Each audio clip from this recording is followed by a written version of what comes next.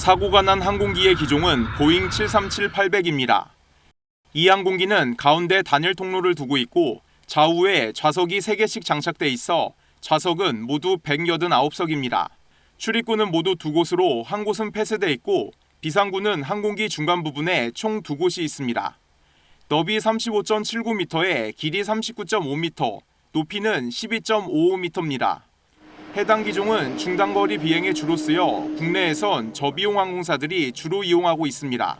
제주항공이 39대, TA항공이 27대를 보유하는 등 국내에 모두 101대가 등록돼 있습니다.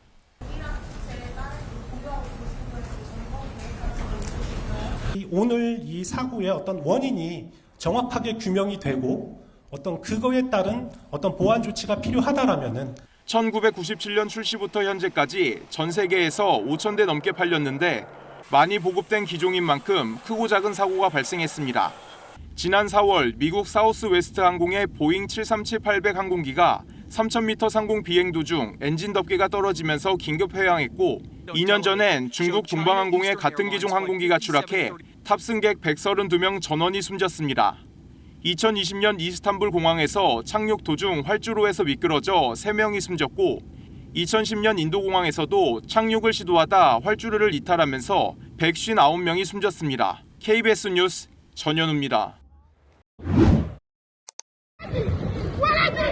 불이 붙은 여객기에서 승객들이 황급히 탈출합니다. 조종사도 땅에 드러누워 고통스러운 듯 얼굴을 감싸쥐고 흐느낍니다.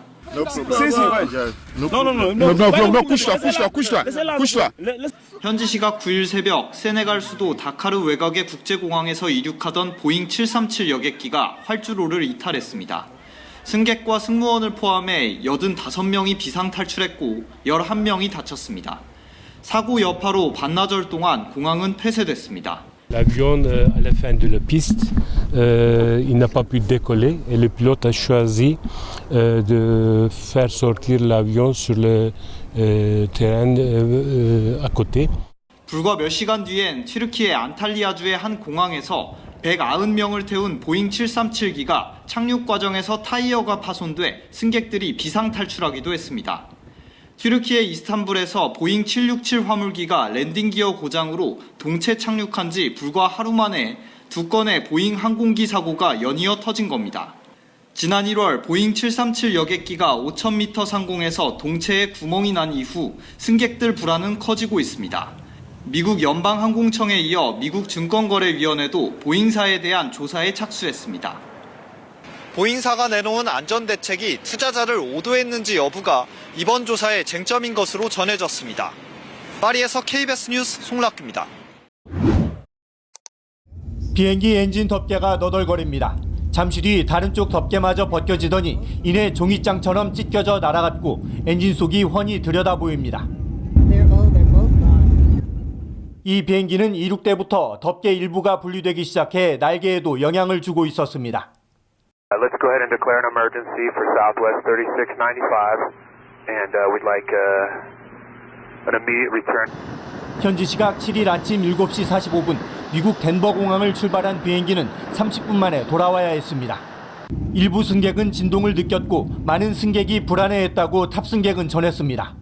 The flight attendant walked back, looked out my window, and went, "Oh my God!" There were a lot of people who were really quite nervous. 모두 145명이 타고 있었지만 다행히 부상자는 없었습니다. 사우스웨스트 항공사의 이 비행기는 보잉사의 737-800 기종입니다. 전문가들은 엔진을 정비한 뒤에 덮개를 제대로 고정하지 않았을 가능성을 제기하고 있습니다. There are 3 cowling latches that hold that cowling in place. So it appears that either one of those was not left latched properly. 지난 4일엔 같은 항공사, 같은 기종의 엔진에서 불이 나 이륙이 중지되기도 했습니다.